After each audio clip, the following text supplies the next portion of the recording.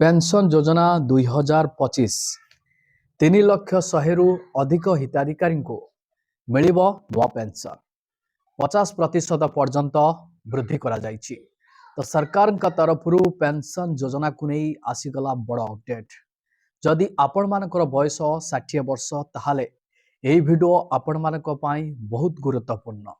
भारत सरकार का तरफ पेंशन योजना 2025 कौन एथिरे केउ हिताधिकारी माने सामिल हो पारिबे, एही योजना रे कौन सबु लाभ मिलवा पाई जाउछि, एही योजना रे आवेदन करिबा पाई आपण मानकु कौन सबु आवश्यकता डॉक्यूमेंट्स रहिछि, आवेदन प्रक्रिया केमिति कौन रहिछि, जहार डिटेल्स एही वीडियो माध्यम रे मु आपण मानकु स्टेप बाय स्टेप जणाइबी। सेति पई आपण माने वीडियोटी को बिना स्किप रे शेष पर्यंत देखंतु, जहा फल रे आपण जानि परिबे, बुझी परिबे।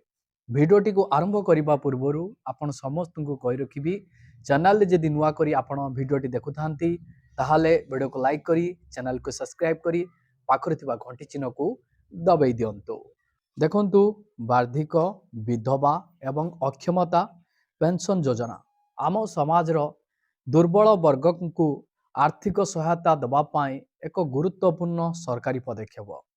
भारत सरकार एवं राज्य सरकार व्यक्ति विशेष को उन्नत सुविधा एवं अधिक लाभ प्रदान करने पाई वर्ष वर्ष धरी यह योजना को उन्नत करिसंती।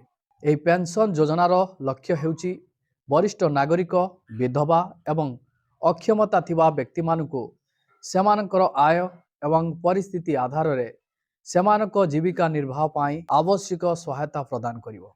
एही योजना सेमानकर आर्थिक सुरक्षा सुनिश्चित करिवार एक उपाय प्रदान करे, जहाँ सेमानकु सम्मानर जीवन यापन करने को सक्षम करिथाए।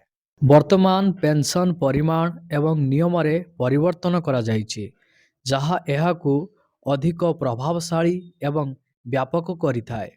तेणु नूतन नियम पेंशन परिमाण रे परिवर्तन एवं एही योजनारू किए लाभ पाई परिबे ताहाकु बुझिबा गुरुत्वपूर्ण। यह विशेष करी सेमानक पाई गुरुत्वपूर्ण जो माने एपर्यंत योजना रे पंजीकृत होई नाहंती किंबा सेमानकर पेंशन अधिकार बुझिबा को चाहंती। तेणु एही वीडियोटी वार्षिक विधवा एवं अक्षमता पेंशन योजना 2025 विषय रे सरल ओडिया रे संपूर्ण सूचना प्रदान करिवो। आसंतु जानिबा पेंशन योजना 2025 कौन।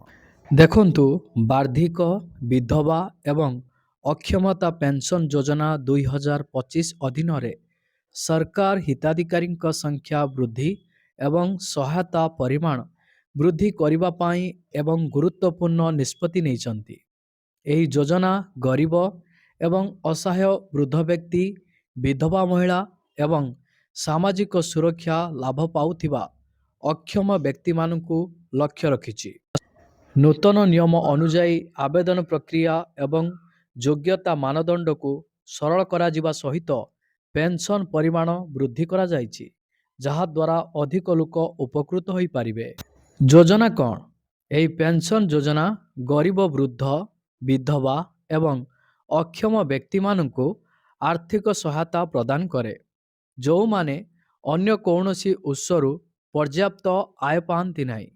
सरकार प्रति मासरे सेमानक बैंक अकाउंट रे एक निर्दिष्ट परिमाण जमा करती, जहा द्वारा सेमानक दैनंदिन आवश्यकता पूर्ण करने सहज होता है।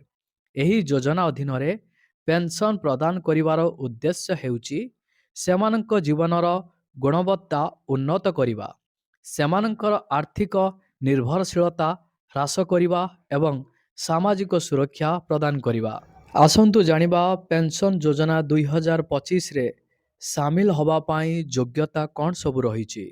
एही योजना अधीन रे लाभ पाउथिबा व्यक्ति विशेषंक पाई किछि योग्यता आवश्यकता रहिछि। प्रथमतः आवेदनकारी माने भारतर नागरिक एवं राज्य सरकारक क्षेत्राधिकार स्थायी बासिंदा होइथिबा आवश्यक। द्वितीय रे वार्षिक पेंशन पाई बयस सीमा साधारणतः 60 वर्ष किंबा ताठारु अधिक हेबा उचित। तृतीय रे विधवा पेंशन पाइबा पाई महिला जनक विधवा हेबा आवश्यक एवं साधारणतः बयस सीमा 18 वर्ष रु अधिक हेबा उचित। ଚତୁର୍ଥରେ ଅକ୍ଷମତା ପେନ୍ସନ୍ ପାଇବା ପାଇଁ ଯୋଗ୍ୟ ହେବା ଆବଶ୍ୟକ। ଜଣକର ସରକାରୀ ସ୍ୱୀକୃତିପ୍ରାପ୍ତ ଅକ୍ଷମତା ଅର୍ଥାତ୍ ଯେପରିକି ଅନ୍ଧତ୍ୱ, ଶାରୀରିକ ଅକ୍ଷମତା ଇତ୍ୟାଦି ଥିବା ଆବଶ୍ୟକ। ହିତାଧିକାରୀଙ୍କ ପରିବାରକୁ ସରକାରଙ୍କ ଦାରିଦ୍ର୍ୟ ସୀମା ଦ୍ୱାରା ନିର୍ଦ୍ଧାରିତ ଆୟ ସୀମା ମଧ୍ୟ ପୂରଣ କରିବାକୁ ପଡ଼ିବ। ଯଦି ପରିବାରର ବାର୍ଷିକ ଆୟ ଏହି ସୀମା ଅତିକ୍ରମ କରେ ତେବେ ସେମାନେ ପେନ୍ସନ୍ ପାଇବେ ନାହିଁ। ଆସନ୍ତୁ ଜାଣିବା ପେନ୍ସନ୍ ରାଶିରେ ନୂଆ ପରିବର୍ତ୍ତନ କ'ଣ ସବୁ ରହିଛି। ଦେଖନ୍ତୁ, 2025 ମସିହାର ନୂତନ ନିୟମ ଅନୁଯାୟୀ ସରକାର ବାର୍ଦ୍ଧିକ, ବିଧବା ଏବଂ ଅକ୍ଷମତା ପେନ୍ସନ୍ର ପରିମାଣକୁ ଯଥେଷ୍ଟ ବୃଦ୍ଧି କରିଛନ୍ତି। ବାର୍ଦ୍ଧିକ ପେନ୍ସନ୍ ବର୍ତ୍ତମାନ ପ୍ରତି ମାସରେ 1000 ଟଙ୍କାରୁ 1500 ଟଙ୍କା ପର୍ଯ୍ୟନ୍ତ ପ୍ରଦାନ କରେ। ବିଧବା ପେନ୍ସନ୍ ମଧ୍ୟ ପ୍ରାୟ 1200 ଟଙ୍କାରୁ 1500 ଟଙ୍କା ପର୍ଯ୍ୟନ୍ତ ବୃଦ୍ଧି କରାଯାଇଛି। ଅକ୍ଷମତା ପେନ୍ସନ୍ ହିତାଧିକାରୀମାନେ ମଧ୍ୟ ପ୍ରତି ମାସରେ ଅତି କମ୍ରେ 1500 ଟଙ୍କା ପାଇବେ। ଏହି ବୃଦ୍ଧିର ଲକ୍ଷ୍ୟ ମୁଦ୍ରାସ୍ଫୀତି ସମୟରେ ହିତାଧିକାରୀମାନଙ୍କୁ ଉତ୍ତମ ଆର୍ଥିକ ସହାୟତା ପ୍ରଦାନ କରିବା, ଏକ ଆରାମଦାୟକ ଏବଂ ମର୍ଯ୍ୟାଦାପୂର୍ଣ୍ଣ ଜୀବନ ସୁନିଶ୍ଚିତ କରିବ। ଆସନ୍ତୁ ଜାଣିବା ଆବେଦନ ପାଇଁ ଆବଶ୍ୟକ ଡକୁମେଣ୍ଟ କ'ଣ ସବୁ ରହିଛି। ଦେଖନ୍ତୁ, ପେନ୍ସନ୍ ଯୋଜନା ପାଇଁ ଆବେଦନ କରିବା ପାଇଁ କିଛି ଡକୁମେଣ୍ଟ ଦାଖଲ କରିବାକୁ ପଡ଼ିବ, ଯାହା ଯୋଗ୍ୟତା ନିର୍ଣ୍ଣୟ କରିବାରେ ସାହାଯ୍ୟ କରେ। 1 ନମ୍ବରରେ ଆଧାର କାର୍ଡ଼ କିମ୍ବା ଯେକୌଣସି ବୈଧ ପରିଚୟ ପତ୍ର। 2 ନମ୍ବରରେ ଠିକଣା ପ୍ରମାଣ। 3 ନମ୍ବରରେ ଆୟ ପ୍ରମାଣପତ୍ର କିମ୍ବା ଦାରିଦ୍ର୍ୟ ସୀମାରେଖା ତଳେ ଥିବାର ପ୍ରମାଣ। 4 ନମ୍ବରରେ ବିଧବା ପେନ୍ସନ୍ ପାଇଁ ସ୍ୱାମୀଙ୍କ ମୃତ୍ୟୁ ପ୍ରମାଣପତ୍ର। 5 ନମ୍ବରରେ ଅକ୍ଷମତା ପ୍ରମାଣପତ୍ର। 6 ନମ୍ବରରେ ପାସପୋର୍ଟ ଆକାରର ଫଟୋ। 7 ନମ୍ବରରେ ବ୍ୟାଙ୍କ ଆକାଉଣ୍ଟ ନମ୍ବର ଏବଂ ବ୍ୟାଙ୍କ ପାସବୁକ୍ର କପି। ଏହି ଡକୁମେଣ୍ଟ ଗୁଡ଼ିକ ଆଧାରରେ ଆବେଦନ ପ୍ରକ୍ରିୟା ସମାପ୍ତ ହୁଏ ଏବଂ ଯାଞ୍ଚ ପରେ ହିତାଧିକାରୀମାନେ ପେନ୍ସନ୍ ରାଶିକୁ ଅନୁମୋଦନ କରନ୍ତି। ଆସନ୍ତୁ ଜାଣିବା ଆବେଦନ ପ୍ରକ୍ରିୟା କେମିତି କ'ଣ ରହିଛି। ଦେଖନ୍ତୁ, ନୂଆ ନିୟମ ଅନୁଯାୟୀ ଆବେଦନ କରିବା ବହୁତ ସରଳ ଏବଂ ଡିଜିଟାଲ ହୋଇଯାଇଛି। ହିତାଧିକାରୀ କିମ୍ବା ସେମାନଙ୍କ ପରିବାରର ସଦସ୍ୟମାନେ ଏହି ପଦ୍ଧତିକୁ ଫଲୋ କରି ସେମାନେ ଆବେଦନ କରିପାରିବେ। 1 ନମ୍ବରରେ ସମ୍ପୃକ୍ତ ରାଜ୍ୟ ସରକାରଙ୍କ ସମାଜ କଲ୍ୟାଣ ବିଭାଗର ୱେବସାଇଟରେ ଅନଲାଇନ୍ ଫର୍ମ ପୂରଣ କରି। 2 ନମ୍ବରରେ ନିକଟସ୍ଥ ପଞ୍ଚାୟତ କାର୍ଯ୍ୟାଳୟ କିମ୍ବା ବ୍ଲକ କାର୍ଯ୍ୟାଳୟକୁ ଯାଇ ଅଫଲାଇନ୍ ଆବେଦନ ଦାଖଲ କରି। 3 ନମ୍ବରରେ ବିଭିନ୍ନ ଅନଲାଇନ୍ ପୋର୍ଟାଲ ଏବଂ ମୋବାଇଲ ଆପ୍ଲିକେସନ୍ ମାଧ୍ୟମରେ ମଧ୍ୟ ଆବେଦନ ସୁବିଧା ଉପଲବ୍ଧ। ଦେଖନ୍ତୁ, ଆବେଦନ ଦାଖଲ ହେବା ପରେ ସମ୍ପୃକ୍ତ କର୍ତ୍ତୃପକ୍ଷ ଯାଞ୍ଚ କରନ୍ତି। ଯାଞ୍ଚ ପ୍ରକ୍ରିୟାରେ ଅନୁମୋଦନ ପ୍ରଦାନ କରିବା ପୂର୍ବରୁ ଆବେଦନକାରୀଙ୍କ ଡକୁମେଣ୍ଟ ଏବଂ ଯୋଗ୍ୟତା ଯାଞ୍ଚ କରାଯାଏ।